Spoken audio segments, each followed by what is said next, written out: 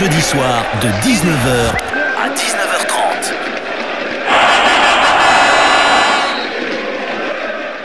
Bonsoir à tous, 100% CO avec Cyril Masson qui a repris des couleurs. Bonsoir Cyril. Bonsoir Manu, bonsoir à tous. C'est vrai qu'on respire mieux quand même après deux victoires. Ah oui. Ça va un petit peu mieux. Un grand pas. On était au bord du gouffre et là c'est bon, on a fait un grand pas en avant. Voilà, 68 top 6 ouais. 68e émission pour ce 100% CO.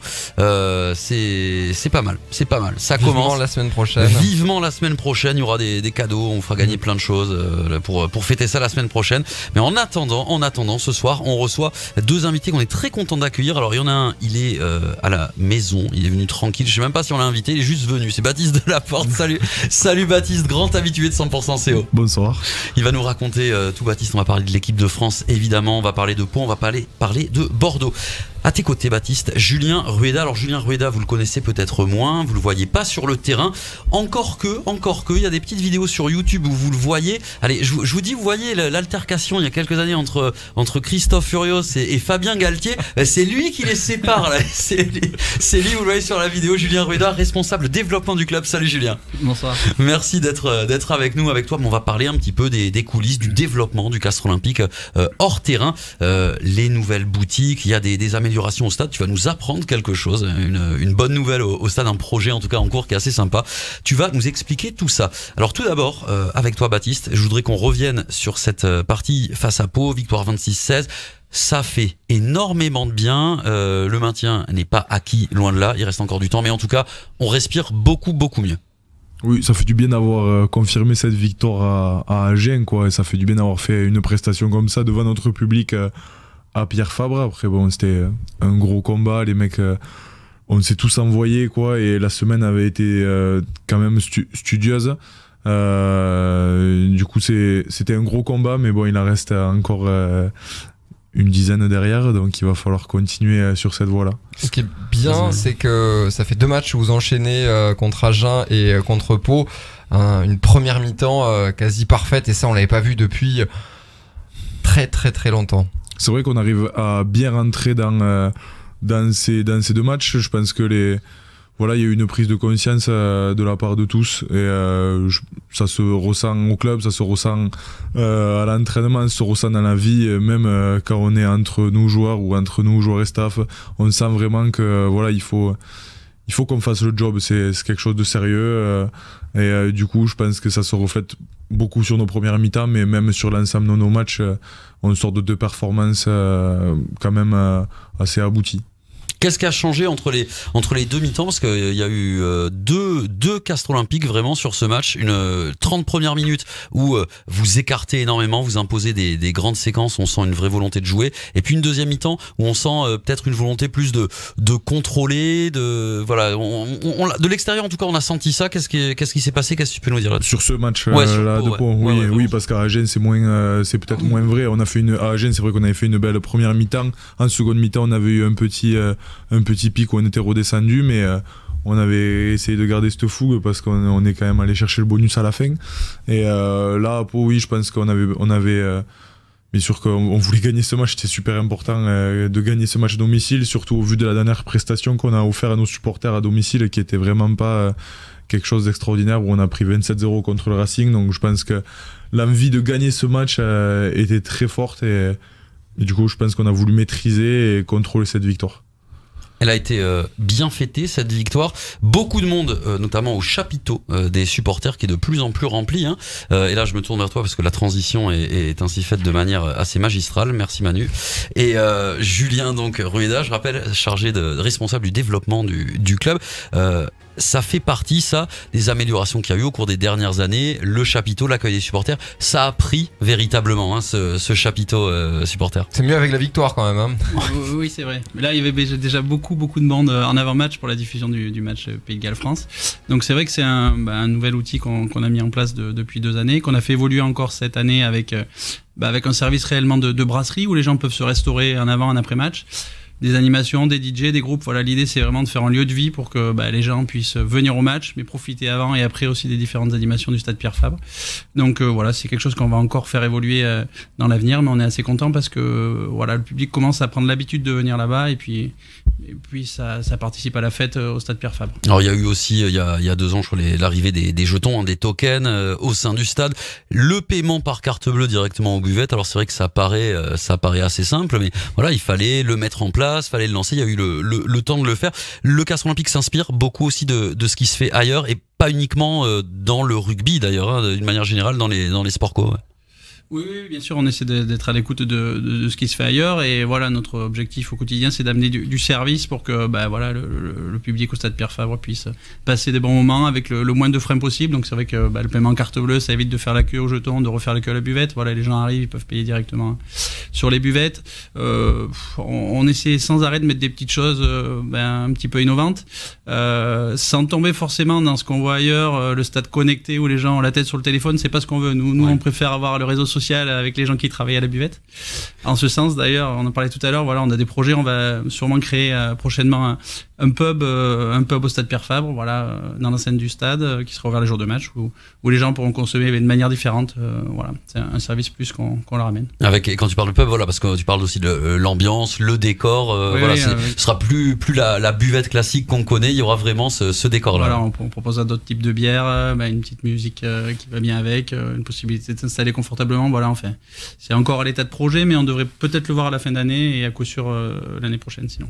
Et alors tu parlais de stade connecté. Au stade Pierre Fabre, on ne peut pas actuellement commander, comme ça se fait dans d'autres stades, commander une bière par exemple de sa place avec l'application. Est-ce que on y viendra, on est obligé d'y venir, ou est-ce que justement on se dit non, on choisit comme tu parlais, on dit on n'est pas dans le téléphone. Il y a un vrai choix là-dessus, ou finalement au bout d'un moment on a plus trop le choix, on est obligé de s'y mettre. Si, il y a un vrai choix. Nous, voilà, c'est une chose à laquelle on n'a pas cédé encore. Et après, la configuration du stade y est pour beaucoup aussi. Voilà, dans les grands stades où il est difficile d'accéder aux buvettes, c'est vrai que c'est un confort supplémentaire d'être servi en tribune.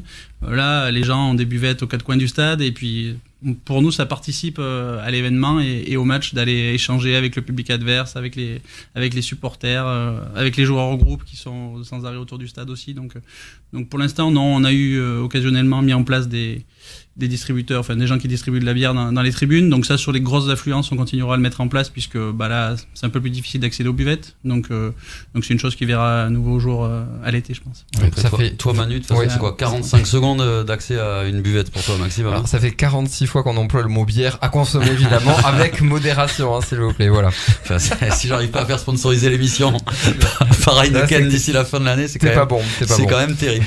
On va continuer à parler avec toi, Julien, de tout ça. On parlera après des nouvelles boutiques, hein, notamment qui ont été installées. D'abord, on va retourner un peu sur le sportif et sur ce gros match qui se prépare. Le déplacement à Bordeaux, match dimanche à 12h30. Ce sera à vivre évidemment sur 100% à partir de 12h. Baptiste, après 2 victoires consécutives contre des adversaires qui étaient vraiment vos adversaires pour le maintien, et là vous allez jouer contre ce qui se fait de mieux en top 14 à l'heure actuelle, une équipe bordelaise qui marche sur l'eau, qui sera peut-être clairement un adversaire du niveau au-dessus par rapport aux 2 derniers. Quelles ambitions, quels enjeux pour vous à Bordeaux? Tu le dis, on va chez le leader du coup du top 14 qui marche complètement sur l'eau. Il sort d'une prestation assez incroyable à Carrément, où ils arrivent à prendre le bonus offensif, donc c'est quand même quelque chose d'assez extraordinaire pour être cité. Écoute, on y va pour faire le meilleur match possible.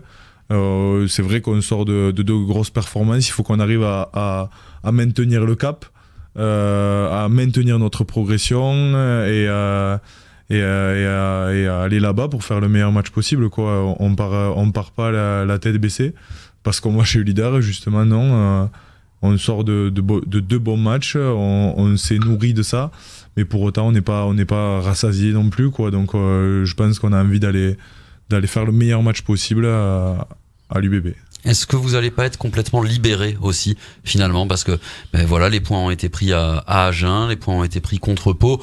Dans le tableau de marge de cette course au maintien, une défaite face à l'UBB à l'extérieur serait pas catastrophique, soyons clairs. Est-ce que c'est pas justement une bonne chose? Vous y allez vraiment sans pression? Après, j'aime pas trop ce mot libéré, parce que bon, ça a une connotation un peu de relâchement, quoi. Tu vois, pour nous, on est quand même dans vraiment cette course au maintien. Voilà, depuis le Racing, pour nous, c'est une toute autre nouvelle saison, quoi. On joue vraiment le maintien, donc non, on n'est pas. Il n'y a aucun moment où tu as le droit d'être libéré, hein, quand tu joues le maintien. Je pense que tout le monde le sait ici. Donc voilà, on reste concentré, on reste dans le travail, on n'est pas euphorique, on sort de deux bonnes prestations, mais voilà, on se prépare sérieusement pour aller jouer l'UBB avec toutes nos armes, quoi. Est-ce qu'on va parler de revanche, parce que c'est une défaite au match aller qui avait fait du mal, hein. On se souvient du côté extra-sportif, le retour de Christophe Furios.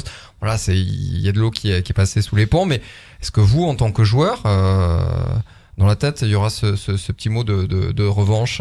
Je pense que oui, enfin, il n'y aura pas ce mot de revanche, je pense pas. Forcément, bon, quand une équipe vient gagner chez toi, tu as forcément envie de...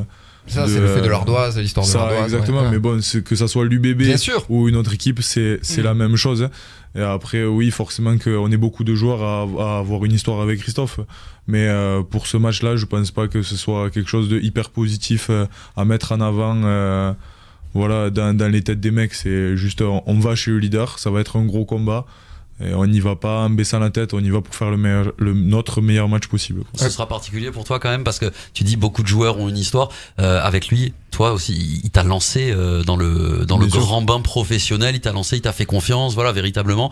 Ça aura un aspect forcément qui va te toucher. Bien sûr, mais bon, il y a déjà eu un match qui est passé, donc on a déjà touché un peu ce côté émotionnel là, donc je pense que... alors justement pas, c'est la question que j'allais poser, justement pas, on a l'impression qu'au match aller, justement, il fallait pas parler de ce qui s'était passé avant, et que finalement, est-ce que ça a pas été un manque dans la préparation? Pas du tout, non? Franchement, sur le match aller, on perd le match, c'est terrible qu'on perde à Pierre Fabre.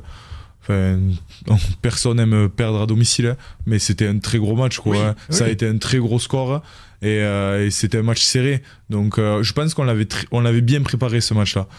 On le perd, c'est terrible, mais on l'avait bien préparé.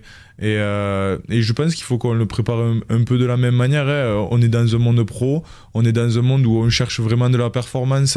L'affectif, c'est important, mais il faut pas que ça prenne une place démesurée non plus. Voilà. Parce que l'an dernier, vous étiez allé gagner à Bordeaux, hein. L'année d'avant aussi. Ouais. Mais ouais, mais là, franchement, je pense pas qu'on s'attache à des choses comme ça. Je pense que voilà, nous, notre contexte en ce moment, on joue le maintien, on sort de 2 bons matchs qui nous ont fait un peu respirer, mais pour autant, on n'a pas envie de se relâcher.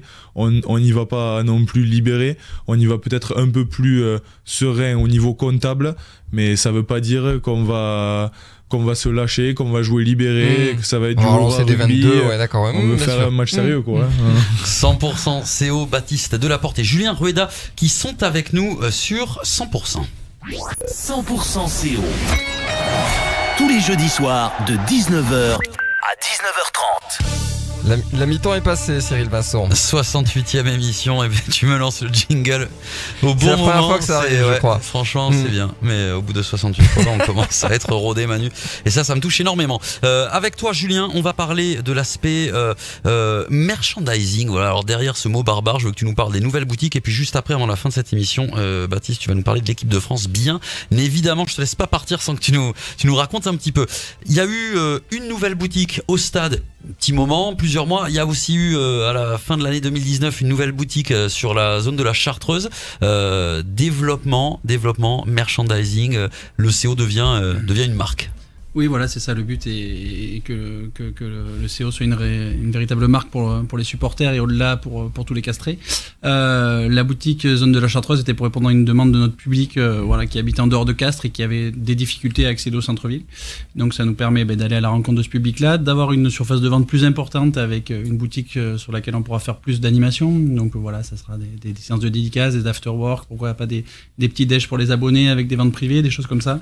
Donc voilà, c'était important pour nous de continuer à développer cet aspect du club qui est un élément économique important et surtout qui permet de fédérer et une communauté grâce à des éléments de marque distinctifs.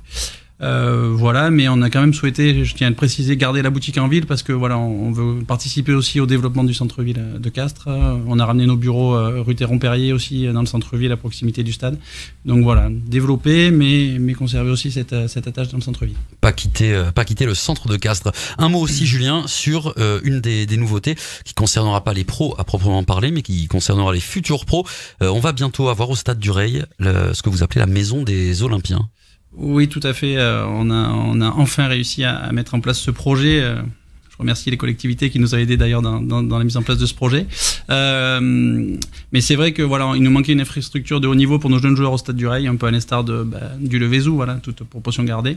Mais c'était un élément essentiel pour continuer à former nos jeunes joueurs, à former des jeunes Olympiens et à faire qu'à terme on puisse en intégrer le maximum dans l'équipe professionnelle, à l'instar de Baptiste qui est là. Voilà, j'espère qu'il y en aura de plus en plus dans les années à venir. Baptiste qui s'est entraîné des années là quand il était jeune dans ces petites installations vétustes du Reil, et les autres ils vont avoir la salle de muscu, le truc tout beau là, c'est pas juste. Mais on n'était pas triste. Oui, ça va, le Reil ça allait encore, oui. Ça allait encore. Allez Baptiste, justement on parle d'installation, on parle d'un autre monde. Voilà, t'as découvert l'équipe de France récemment et explique-nous un petit peu qu'est-ce que tu te dis quand t'arrives là-bas. Est-ce qu'on se dit ah ouais quand même, enfin le Baptiste de la Porte de la Bruyère qui a encore pas si longtemps, on avait encore le droit de dire regardez le petit jeune, bon maintenant c'est fini, t'es un joueur de top 14 confirmé, et puis maintenant l'équipe de France, le palier supplémentaire. Est-ce que Fabien Galtier met ses lunettes tout le temps là, ces grosses lunettes noires, ou est-ce que c'est vraiment que pour les matchs? Non, il les met pas tout le temps. D'accord. Alors qu'est-ce que tu t'es dit là quand t'as débarqué là-bas? Ah non mais c'était fou. Bon, j'étais déjà quand j'ai reçu l'appel, c'était incroyable. En fait, tout ce qui a suivi pour moi c'était assez incroyable quoi. Je touchais quelque chose, même si bon.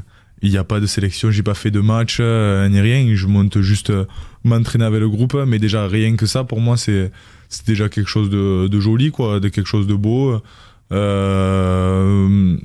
Voilà, enfin, qu'est-ce que je te dise, tu t'es entraîné, bonheur, c'était vraiment différent de ce qu'on peut faire en club, dans des entraînements en club. Il y a une autre intensité, où ça reste un entraînement de haut niveau. Le système de jeu est forcément différent qu'en club. C'est quand même assez proche de ce qu'on peut voir dans le top 14 quoi. Mais ce qui change vraiment, malgré le fait que les entraînements soient montés et un peu semblable à ce qu'on peut faire nous à Castres, en allant chercher des hautes intensités, en bossant sous fatigue. Enfin, je pense ce qui se fait maintenant très largement dans le top 14. En fait, t'es entouré que de mecs avec un niveau incroyable, que de mecs avec une préparation physique incroyable. Donc, ça va plus vite, ça va plus longtemps. Il y a moins de déchets, donc forcément, ça, sur le papier, c'est semblable à des entraînements que tu peux faire, mais quand t'es sur le terrain, ça envoie un peu plus quand même. Donc, ouais, c'était assez impressionnant sur ce côté-là. Mais c'était top, quoi. Tu veux y regoûter maintenant? C'est une fois qu'on y a goûté, maintenant on y pense, mais on peut plus dire ouais j'y pense pas, ça viendra si ça viendra. Après j'essaye, oui bien sûr que je veux y goûter, et je pense que tous les joueurs qui ont un peu goûté à ça veulent y retourner aussi. Mais franchement là je prends l'exemple de cette semaine, mais cette semaine il n'y a pas de match de tournoi de 6 nations. J'essaye vraiment d'essayer de switcher. Tu vois, quand je suis avec l'équipe de France, je suis à 100% avec l'équipe de France. Quand je passe en club, je suis à 100% avec mon club. Parce que du coup quand tu es dans la liste des 42, si tu redescends, que tu es dans les 14 qui redescendent en club, il faut vraiment que tu puisses oui, ça va pas être évident à gérer, quoi. Oui, mais bon, après enfin, c'est le jeu quoi. Donc je suis très heureux si je peux apporter ma petite pierre à l'édifice pour le 15 de France, même si c'est pas grand chose. Quand je monte, écoute, je donne tout ce que j'ai pour que les mecs s'entraînent bien et pour que ça se passe au mieux possible, quoi. Pour le moment. On en reparlera. On en reparlera. Moi, écoute, tout ce qu'on te souhaite, c'est qu'un jour on te reçoive pour parler de ta première sélection. Il peut pas, il a rendez-vous avec là, c'est déjà la fin de 100% CO. Merci beaucoup Baptiste de la Porte qui était avec nous. Merci beaucoup Julien Rueda, responsable développement du Castres Olympique. Et je vous rappelle qu'il vous a révélé plein de trucs, notamment que si tout va bien, bientôt on aura un pub à Pierre Fabre. Et ça, il fallait être sur 100% pour l'apprendre. On vous rappelle le match dimanche 12h30. C'est à Bordeaux. Ce sera à vivre sur 100%. Exactement, ciao. Exactement. Merci beaucoup, messieurs. Bonne soirée. Retour des tubes tout de suite sur 100%. 100%